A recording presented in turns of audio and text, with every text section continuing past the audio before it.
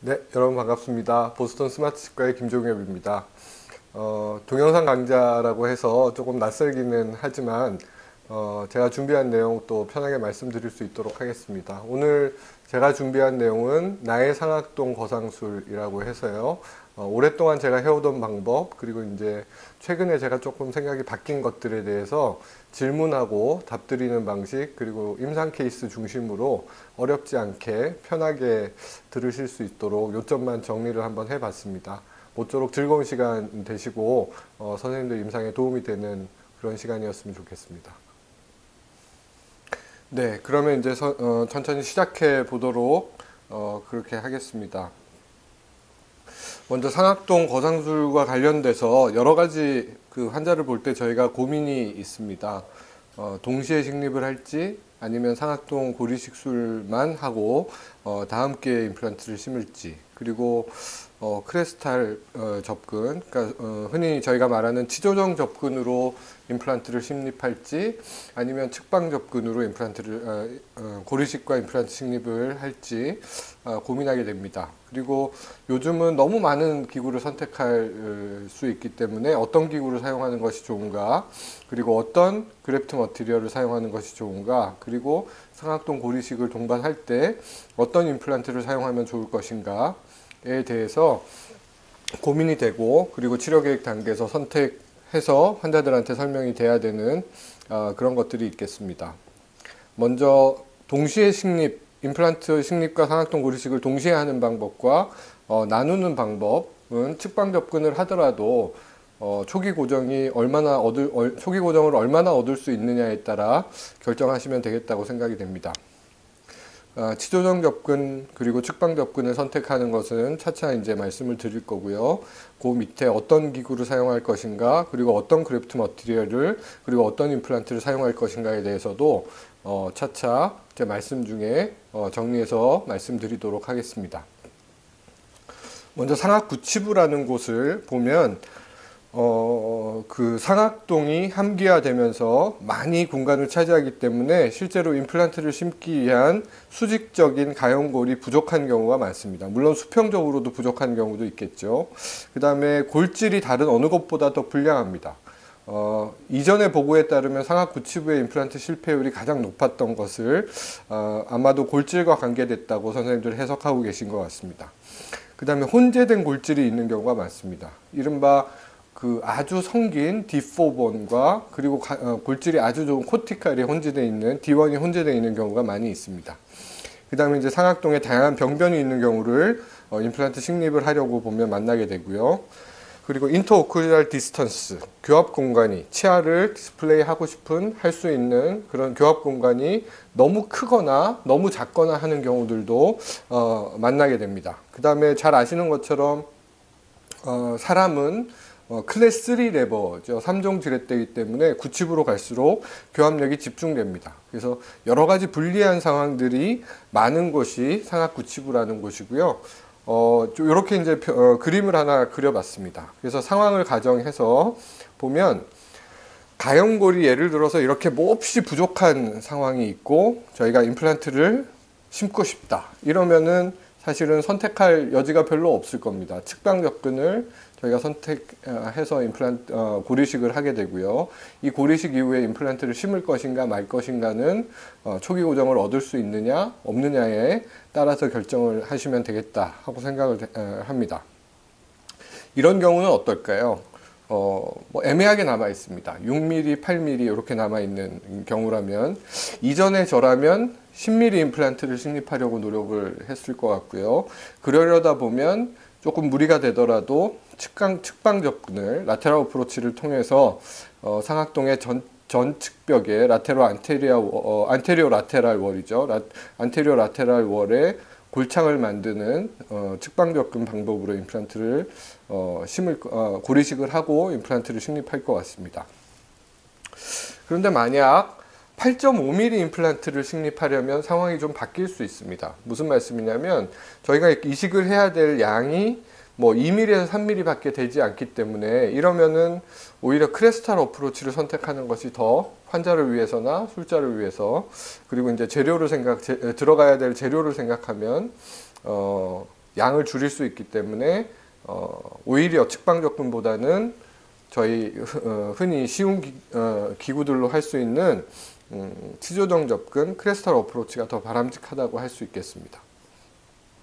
자, 그러면 10mm, 어떤 경우에 10mm를 심고 어떤 경우에 8.5mm 임플란트를 심어도 되느냐 하는 말씀을 드리고 싶습니다. 서지컬 모빌리티를 줄이고, 그러니까 수술에 의한 합병증을 줄이는 방법을 택하시려면 더 짧은 임플란트가 유리하겠죠. 하지만 교합 공간이 너무 많아서 임플란트 위에 올라갈 상부 보철물의 길이가 긴 경우를 생각하면 10mm를 심는 경우, 8.5mm를 심는 경우 선택이 가능하리라고 생각합니다. 그래서 예를 들어서 크라운의 길이가 10mm고 임플란트의 길이가 10mm다 하면은 뭐 1대1 정도 되니까 저희가 억셉터블 하다고 생각을 하면 8.5mm 임플란트에 10mm가 올라가는 거는 1대 1.2 정도가 되고 추후에 본로스가 1mm에서 2mm만 오더라도 그 비율이 1대 1.5 이상 이렇게 나빠지는 경우를 예상해 볼 수 있겠습니다. 그래서 임플란트 크라운 레이시오가 좋은 경우는 8.5mm 정도 임플란트 심는 것도 무리가 없겠지만 인터오쿠셜 디스턴스가 너무 길어서 긴 상부 구조물이 들어가는 경우라면 짧은 임플란트 쓰는 것은 좀 재고해 봐야 되겠죠. 근데 일반적으로 8.5mm 정도도 괜찮다 생각을 합니다. 근데 여기서 한 가지 더 중요한 점은 당연히 긴 게 좋지만 8.5mm를 선택한다 하더라도 4.0 저희가 소위 말하는 레귤러 사이즈 임플란트보다는 조금 넓은 임플란트를 초기에 선택하는 것이 나중에 보철물의 안정이나 임플란트의 안정에 도움이 되리라고 그렇게 생각을 합니다. 자, 여러 개의 임플란트를 심는 경우 또 하나의 임플란트를 심는 경우는 어떻게 나눠서 생각해 볼 수 있을까요? 저는 여러 개 심는 경우라면 골량이 충분하더라도 측방 접근을 선택할 것이고요. 그리고 하나를 심는 경우라면 조금 무리가 되더라도 치조정 접근을 먼저 생각할 것 같습니다. 저희가 치료 시간의 효율도 생각을 해야 되겠고요. 치조정 접근으로 여러 개 임플란트를 심으면서 고리식을 하겠다 하면 시간이 너무 걸리기 때문에 오히려 측방 접근을 통해서 빠른 시간에 수술을 끝내는 게 더 유리하고 더 예지력이 있다고 생각을 합니다. 이거는 뭐 상악동 고리식하고는 좀 상관이 없지만 상악 구치부에 제가 이제 항상 중요하게 생각하는 이슈 중에 하나입니다. 상악의 최후방 치아, 그러니까 17번, 27번 치아를 하나만 잃은 경우에 적극적으로 임플란트 치료를 할 것인가 하는 것은 항상 제가 이제 환자들이 오면 고민을 하는 것 중에 하나입니다. 무슨 말씀이냐면 상악 7번 치아가 하악 7번 치아에 온전히 교합되는 경우가 거의 흔치 않습니다. 이게 무슨 말이냐면 걸려서 한 0.3, 0.4 정도만 반이 채 안 되게 물리는 경우, 엇갈려 물리기 때문에 그런 경우라면 우리가 이제 실제로 교합 점들을 얻는 것들이 미미하기 때문에 그런 경우에는 반드시 마지막 치아에 임플란트 심는 것이 필요하지 않다 하고 이제 생각을 하게 되고요. 그 다음에 이제 교합이 온전하게 되는 경우라면 당연히 임플란트를 심겠지만 그때도 수술 난이도에 따라서 결정합니다. 무슨 말씀이냐면 예를 들어서 뭐 사이너스 그래프트를 많이 해야 된다거나 아니면 접근이 어려운 부위에 미싱이 있다거나 이러면은 이제 반드시 할 것인가를 다시 한번 고민한다 하는 말씀입니다. 그 다음에 흔히 저희가 상악 제1대구치 16번, 26번 치아에 디스탈 쪽 협측 원심 치근이죠.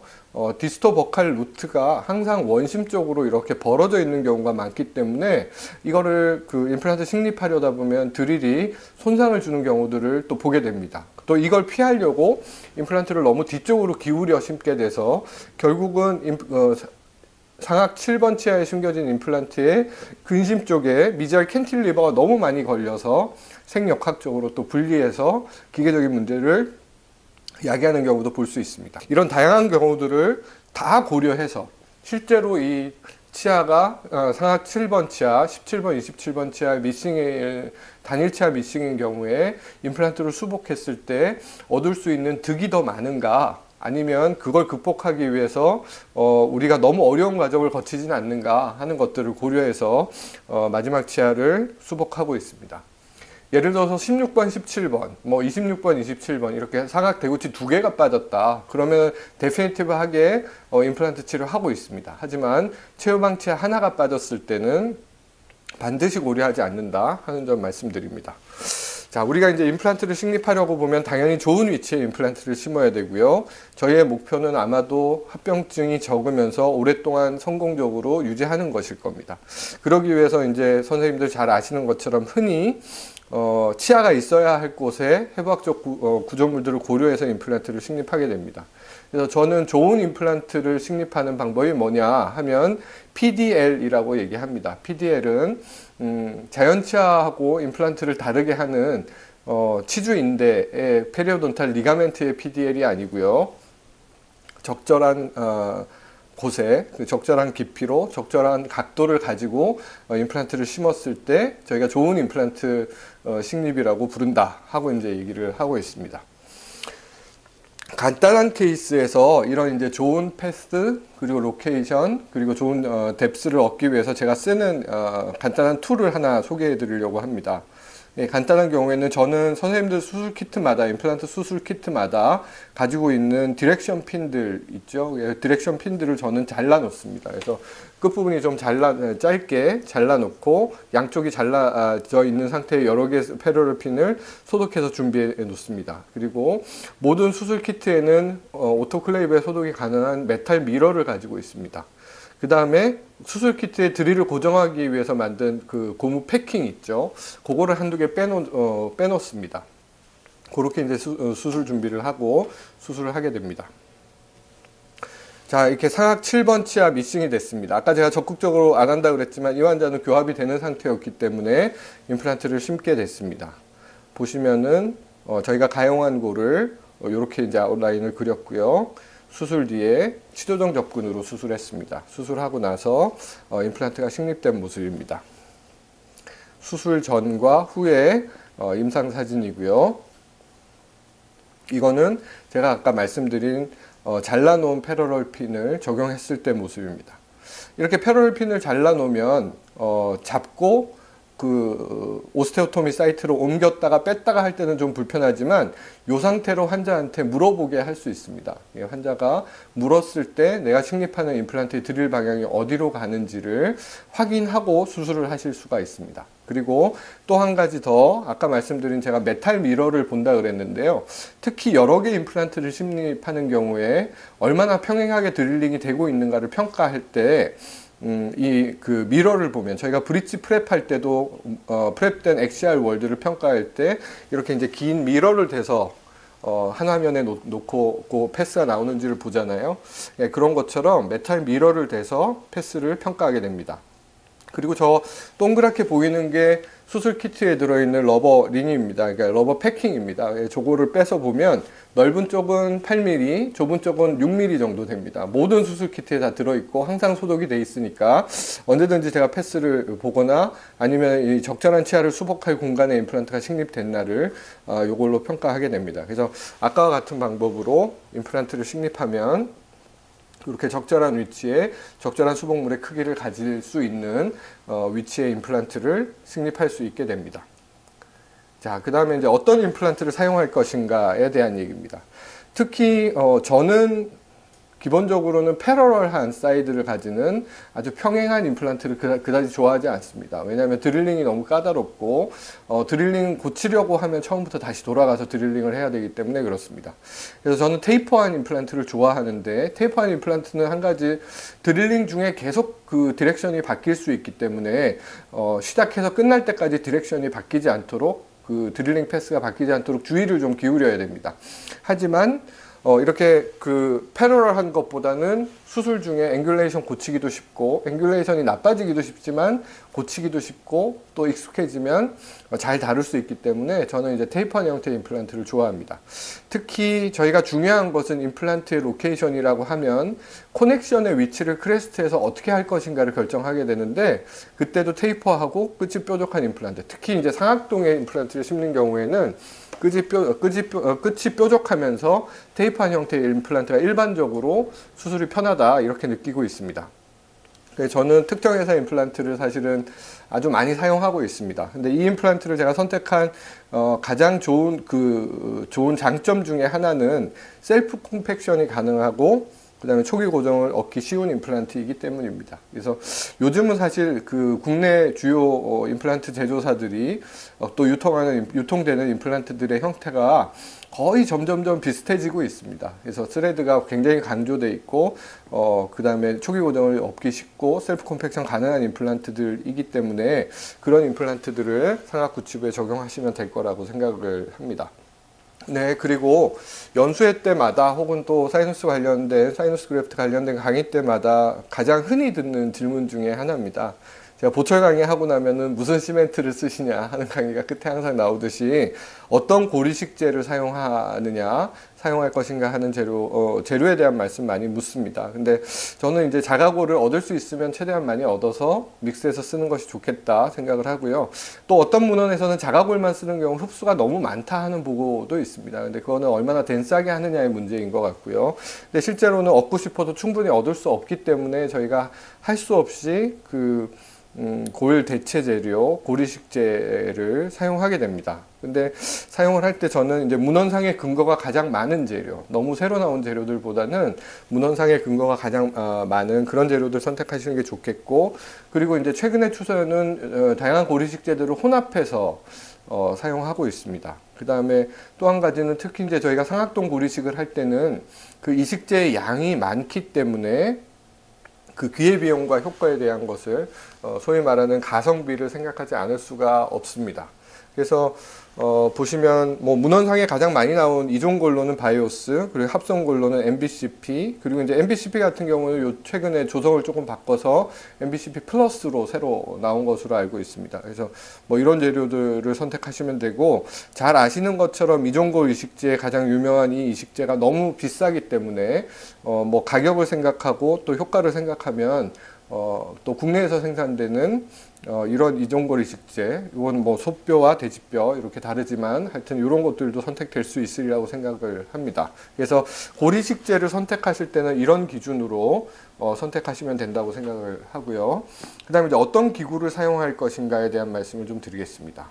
기구는 원리를 이해하고 그리고 손에 익은 기구를 선택하시면 되겠습니다. 하지만 어떤 기구도 매직 완드는 아니기 때문에 이게 이제 마법을 부리는 것처럼 이 기구로 하면 절대로 실패하지 않고 저 기구로 하면은 뭐 할 때마다 안 되고 이런 건 아니기 때문에 원리를 이해를 하시고 하시면 되겠고요.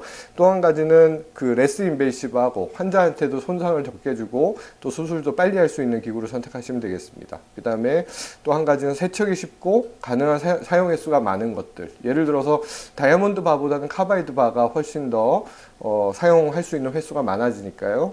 예, 그렇게 되겠습니다. 그 다음에 전용 기구를 사용해서 얻는 장점은 일단은 저뿐만 아니라 환자뿐만 아니라 우리 병원 스태프들이 굉장히 행복해집니다. 수술 기구를 세팅하는 것이 간편하고요. 그 다음에 효율이 굉장히 좋아집니다. 그리고 표준화된 치료가 가능하기 때문에 우리 병원의 스태프들이 바뀌더라도 특별히 서로 다시 공부를 해야 된다거나 하는 내용들이 적습니다. 그 다음에 러닝커브가 단축이 되고요.